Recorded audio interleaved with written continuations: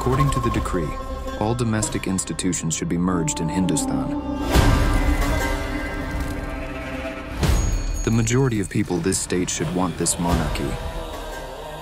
ಇಲ್ಲಿ ಮೆಜಾರಿಟಿ ಪ್ರಜೆಗಳು ಹಿಂದೂಗಳೇ ಇದ್ದಾರೆ. ಅವರು ಹಿಂದೂಸ್ತಾನನ್ನೇ ಕೋರ್ಕೊಳ್ತಾರೆ. ಅವರು ಇಲ್ಲಿ ಮತಾಂತರವನ್ನಾದರೂ ಆಗಬೇಕು, ಇಲ್ಲ ರಾಜ್ಯವನ್ನಾದರೂ ಬಿಡಬೇಕು. ಮತಾಂತರವಾದರೆ ದೋಸ್ತಿ, ಇಲ್ಲದಿದ್ರೆ ದುಶ್ಮನ್. ಹಿಂದೂಗಳಾಗಿ ಹುಟ್ಟಿ ಗುಲಾಮರಾಗಿದ್ದೀರಾ, ಇಸ್ಲಾಂಗೆ ಬದಲಾಗಿ ಮಾಲೀಕರಾಗಿ. ಓಂಕಾರ ಕೇಳಕೂಡುದು, ವಸ್ತ್ರ ಕಾಣಕೂಡುದು. ಇದು ಮಾತಷ್ಟೇ ಅಲ್ಲ, ನಿಜಾಮ್ ಆದೇಶ.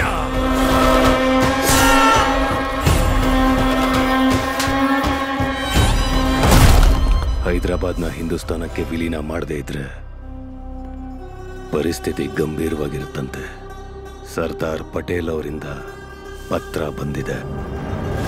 ಹೈದರಾಬಾದ್ ಅಖಂಡ ಭಾರತಕ್ಕೆ ಹೃದಯದಂತಿದೆ. ಯುದ್ಧ ಮಾಡ್ಬೇಕದ್ದ, ಮತೋನ್ಮಾದಿಗಳನ್ನ ಸಮಾಧಿ ಮಾಡ್ಬೇಕದ್ದ.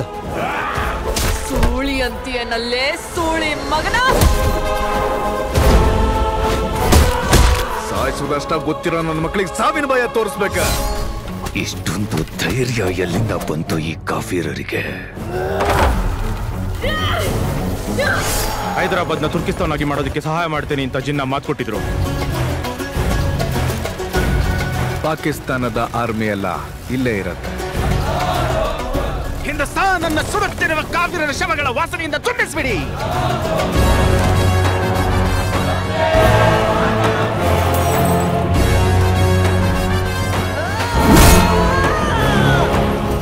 ಹೈದರಾಬಾದನ್ನ ನಾನು ಮತ್ತೊಂದು ಕಾಶ್ಮೀರ ಆಗೋದಕ್ಕೆ ಬಿಡೋದಿಲ್ಲ.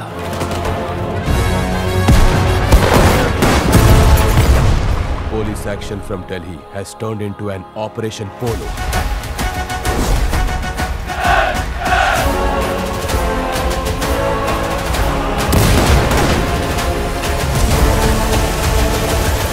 ಚರ್ಚೆಗಳಿಲ್ಲ, ಸಂಧಾನನೂ ಇಲ್ಲ, ಯುದ್ಧ ನಡಿಬೇಕಾದದ್ದೇ.